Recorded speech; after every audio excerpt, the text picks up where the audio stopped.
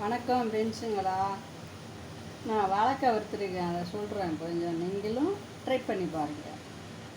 First வாழைக்காயை சீவி விட்டு நல்லா கழுவி விட்டு அலசி விட்டு மிளகாத்தூள், உப்பு, பெருங்காயத்தூள், மஞ்சத்தூள், பூண்டு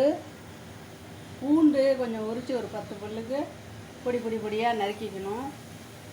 கொஞ்சம் சேம்பு வறுத்து அந்த தூள் கொஞ்சம் இடித்து வச்சுக்கணும். இதெல்லாம் போட்டு எண்ணெய் ஊற்றி முன்னாடி வெங்காயத்தை ஃப்ரை பண்ணி வெங்காயம் நறுக்கி வச்சுக்கணும் பொடியாக. வெங்காயத்தை ஃப்ரை பண்ணி திரும்பி தக்காளி கொஞ்சோண்டு போட்டு அதையும் ஃப்ரை பண்ணி அதை நல்லா வணக்கி விட்டு வெந்ததுக்கு பிறகு இந்த வாழைக்காய் அதுக்கு முன்னாடியே மிளகாத்தூள் மஞ்சத்தூள்லாம் போட்டு ஊற வச்சுருப்போம்.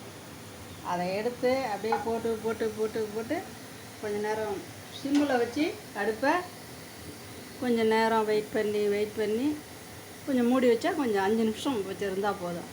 திருப்பி விட்டு எடுத்துட்டோம்னா சூப்பரான வாழைக்காய் பச்சை மாரி. ஓகே ஃப்ரெண்ட்ஸு, நீங்களும் ட்ரை பண்ணி பாருங்கள்.